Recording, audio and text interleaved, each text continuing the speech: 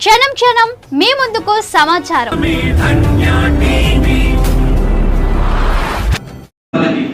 తనిష్క్ దెబ్బలకి, జోయా లూకాస్ దెబ్బలకి, yo-yo దెబ్బలకి, Lalitha జియాల దెబ్బలకి డబ్బులు ఏమని ఊరికనే రావు. వీళ్ళందరి దెబ్బలకి వీళ్ళందరూ కూడా చిన్న చిన్న స్థాయి వ్యాపారాలు మొత్తం కూడా ప్యాకప్ చేసుకునేటువంటి పరిస్థితి. అంటే ఆర్థికంగా నాకు అనుకూలమైనటువంటి ఒక వాతావరణం లేకుండా వెళ్ళిపోతా ఉంది. ఇప్పటికే కొన్ని వృత్తులు వెళ్ళిపోయారు, వాచ్ రిపేరర్స్ వెళ్ళిపోయారు, సైకిల్ పంచర్లు వేసే వాళ్ళు వెళ్ళిపోయారు. కాబట్టి ఆర్థికంగా నన్ను నేను నిలదొక్కుకోవడానికి, నా కుటుంబాన్ని పోషించుకోవడానికి అవసరమైనటువంటి అవకాశాలు ఉండాలి. ఒకవేళ ఇటువంటి మార్పులు జరిగితే ప్రభుత్వమే ఆ బాధ్యత తీసుకొని వాళ్ళని ఆర్థికంగా సంపాదించుకునేటువంటి పరిస్థితి వాళ్లకు కల్పించాలి. నెంబర్ 1 రాజకీయ. నేను ఎమ్మెల్యే కావచ్చు, నేను ఒక స్థానికంగా కౌన్సిలర్ కావచ్చు, వార్డు మెంబర్ కావచ్చు. అయితే కాకుండా ఉండే పరిస్థితులు ఈ రోజు ఏర్పడ్డాయి. ఈ రోజు కౌన్సిలర్ అంటే 1 కోటి రూపాయలు ఖర్చు పెట్టుకోగలగాలి. దాని విమర్శ కాదు, మారినటువంటి విలువల్ని చెప్తున్నాను నేను. కానీ మన భారతదేశం యొక్క ప్రియాంబులో మనం ఏం రాస్తున్నామంటే రాజకీయపరమైనటువంటి న్యాయం కూడా అందరికీ సమానమైన న్యాయమే. మా నెల్లూరులో 28 రోజుల నుంచి బ్రాందీ షాపు ఎత్తేడయా మసీదుకి 67 మీటర్ల దూరంలో ఉంది. మీ చట్టం ప్రకారంగానే 1000 మీటర్ల గురించి మాట్లాడుకున్నాం. ఇప్పుడు సమానత్వం, ఈక్వాలిటీ. ఈ ఈక్వాలిటీ సంబంధించి అంతస్తుల్లో, అవకాశాల్లో అందరికీ సమానత్వం ఉండాలి, అవకాశం ఉండాలి ప్రతి ఒక్కరికి. ఇప్పుడు చాలా మందికి అవకాశాలు లేకుండా పోతున్నాయి. ఎడ్యుకేషన్లో ఉద్యోగం పొందేటువంటి అవకాశాలు లేవు, చదువుకునే అవకాశాలు కూడా కోల్పోతున్నారు.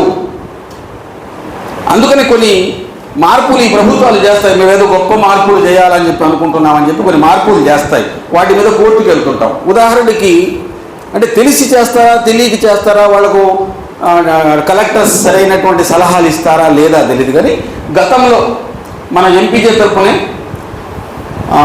వైఎస్ఆర్ జగన్మోహన్ రెడ్డి గారి కాలంలో కేవలం ఆంగ్ల మీడియం ఉండాలి, తెలుగు కానీ వగైరాలు కానీ ఒక సబ్జెక్ట్ లాగా ఉండాలి, మొత్తం ఇంగ్లీష్ మీడియమే ఉండాలి అనేటువంటి ఒక చట్టం తీసుకొచ్చారు. అందులో కేవలం ఇంగ్లీష్ మీడియం అనే క్రమంలో తెలుగుయే కాకుండా ఉర్దూ మీడియం కూడా కొట్టేశారు. ఉర్దూ మీడియం ఉపాధ్యాయులు ఉన్నారు, ఉర్దూ మీడియంలో చాలామంది ఉన్నారు, తెలుగు మీడియంలో చాలామంది ఉన్నారు. వాళ్ళందరూ ఏమైపోవాలి అనే క్వశ్చన్ వచ్చింది. దాని మీద మన లక్ష్మణరావు గారు, PDF progressive democratic front MLCs ఎవరైతే ఉన్నారో వాళ్ళు కోర్టుకు కూడా వెళ్ళి ఇది భావ ప్రకటనకు, స్వేచ్ఛకు వ్యతిరేకం, మీరు ఇంగ్లీష్ మీడియం పెట్టాలనుకుంటే పెట్టుకోండి, దాంతోపాటు తెలుగు మీడియం కూడా పెట్టండి, దాంతోపాటు ఉర్దూ మీడియం కూడా పెట్టండి. అట్లాగే ఆ ప్రాంతాలు, బార్డర్ ప్రాంతాల్లో తమిళ్ కూడా మాట్లాడే వాళ్ళు ఉంటారు, అక్కడ తమిళ్ స్కూల్స్ కూడా ఉంటాయి. అట్లాగే ఇటు శ్రీకాకుళం, పలాస ఆ దగ్గర వెళ్ళినప్పుడు ఒడియాలో మాట్లాడేటువంటి ఒరియా స్కూల్స్ కూడా ఉంటాయి.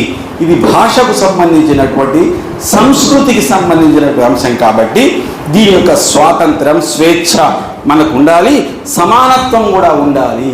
ఏ భాష మనం కోరుకున్నటువంటి భాష నేర్చుకునేటువంటి అవకాశం ఉండాలి, అంతస్తుల్లో కూడా ఉండాలి. అంతస్తులు అంటే సోషల్ ఫ్యాబ్రిక్స్ అని ఏదైతే అంటామో, మీ అమ్మాయిని మా అబ్బాయికి ఇవ్వకపోవచ్చు, మీ హోదాకి నేను తగినట్టు కాను కాబట్టి, కానీ మీ హోదాకి నేను ఎదిగే నా అవకాశాన్ని మీరు తొలగించడానికి వీల్లేదు, మీరు అడ్డం పడ్డానికి వీల్లేదు.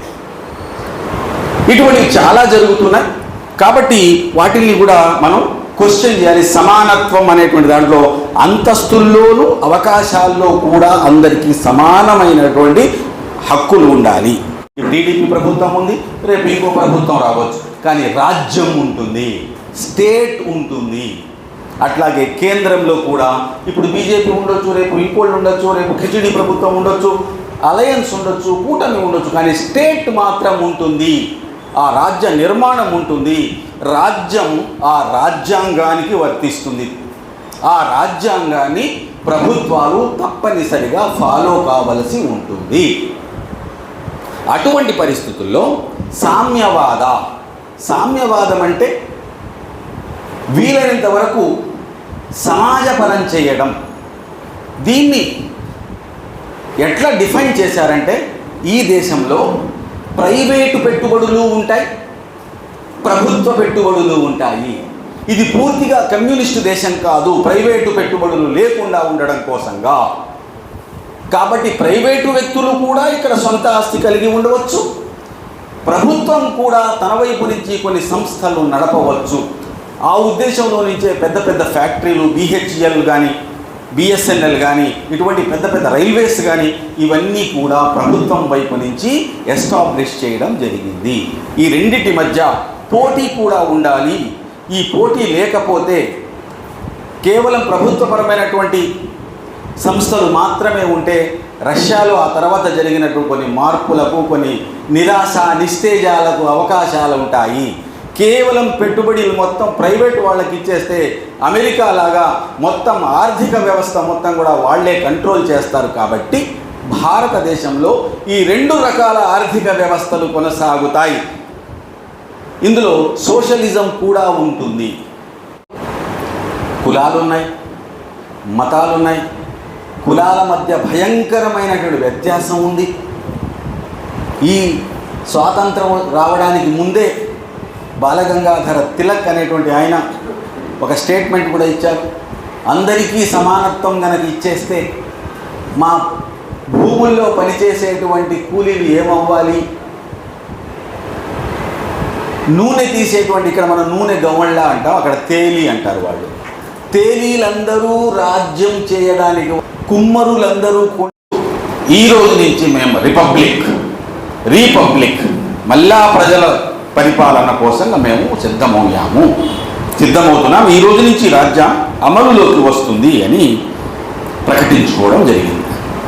ఈ రాజ్యాంగం రాసేటప్పటికే భారతదేశం యొక్క పరిస్థితులు, ప్రపంచం యొక్క పరిస్థితులు, భారతదేశం యొక్క సామాజిక పరిస్థితులు, సోషల్ ఇంజనీరింగ్ అంటాం, వీటన్నిటిని కూడా దృష్టిలో పెట్టుకోవాల్సిన అవసరం ఉంది.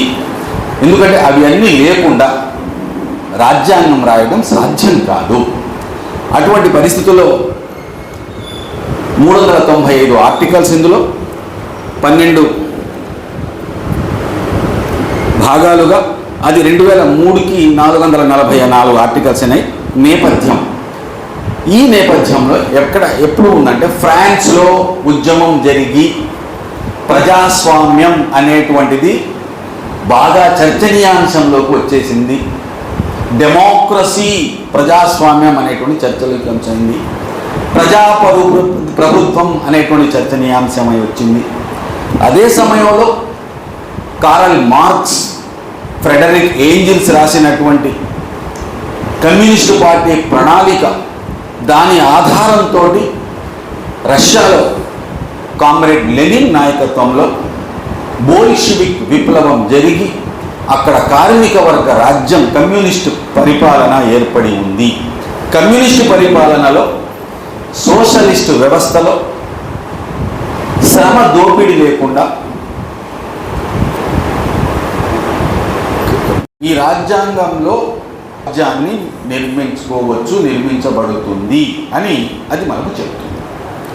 నేను ఈరోజు ఆ విషయాన్ని గురించి మాత్రమే మాట్లాడాలనుకుంటున్నాను.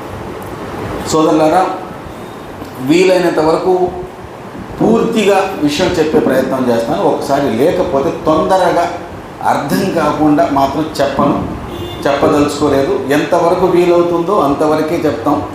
మిగిలింది ఏదన్నా ఉంటే మరో తరగతి, మరో క్లాసు, మరో సమయంలో మనం మాట్లాడుకుందాం. ఎందుకంటే అర్థం కాకుండా మాట్లాడడం వ్యర్థం. కాబట్టి అర్థమయ్యేలాగా మాట్లాడుకుందాం. ఎంతవరకు అర్థమైతే అంతవరకే మనం మాట్లాడుకుందాం. మొట్టమొదట ఈ భారత రాజ్యాంగం 1947, అంతకుముందు 200 years, 200 సంవత్సరాల బ్రిటిష్ పరిపాలన ఉండింది. బ్రిటిష్ పరిపాలనలో భారతదేశంలో ఉండే సంపద మొత్తంగా కూడా దోచుకొని వెళ్ళడం జరిగింది. వారికంటే ముందు చిన్న చిన్న రాజ్యాలు ఉండేవి. వారికంటే ముందు మొఘలులు పరిపాలించారు. ఢిల్లీ సుల్తాన్లు పరిపాలించాడు. చోళులు, పల్లవులు, కుషాణులు, హూణులు, ఇలా రకరకాలైన వాళ్ళు రాజ్యాలు ఈ దేశంలో ప్రాంతాలకు పరిమితమై పరిపాలించారు. ప్రొద్దుటూరు చాగల్మారి రాయచోటి NH440 హైవే కి పక్కనే ప్లాట్ తీసుకోవాలి అనుకుంటున్నారా? మన ప్రొద్దుటూరులో డిమార్ట్ కి మరియు మైదుకూరు రోడ్ లో ఉన్న మీనాపురం కి అతి దగ్గరలో సాయి సన్నిధికి పక్కనే వరసిద్ధి వినాయక నగర్ 3 వెంచర్ అయితే ఉంటుంది. ఏ fully integrated township with clear title and land conversion తో అయితే ఈ వెంచర్ మనకి అవైలబుల్ ఉంది. ఇక్కడ 1 సెంటు వచ్చేసరికి 2,20,000కే ఇస్తున్నారు. ప్లాట్ సైజ్ వచ్చేసరికి 3.9 సెంట్స్ అయితే ఉంటుంది. ఇక్కడ ప్లాట్ తీసుకున్న వారికి అమ్యూనిటీస్ విషయానికి వస్తే solar fencing, grand arch, cement roads, tree planting, power supply, water facility, compound wall తో ఈ వెంచర్ ని వీళ్ళు ప్రొవైడ్ చేస్తున్నారు. ఎటువంటి డిస్టర్బెన్స్ లేకుండా చుట్టూ గ్రీనరీ, పచ్చని పంట పొలాలతో అన్ని రకాల రెసిడెన్షియల్ వెంచర్స్ అయితే ఈ వెంచర్ దగ్గర అవైలబుల్ ఉన్నాయి. బెస్ట్ రీజనబుల్ ప్రైసెస్ కే ఇంత మంచి అమ్యూనిటీస్ తో అయితే ఈ వెంచర్ అవైలబుల్ ఉంది. లేట్ చేయకుండా ఈ రోజు వెంచర్ కి విజిట్ చేసి మీ ప్లాట్ ని బుక్ చేసుకోగలరు. ఈ వెంచర్ కి పక్కనే ఉన్న వీళ్ళ వెంచర్ అయితే ఒకటి ఫిల్అప్ కూడా అయిపోయింది. ఒకసారి వెంచర్ దగ్గరికి వెళ్ళి విజిట్ చేయండి. మీకు ఎటువంటి డౌట్స్ ఉన్నా డిస్ప్లేలో కనిపిస్తున్న నంబర్స్ కి కాంటాక్ట్ అవ్వండి.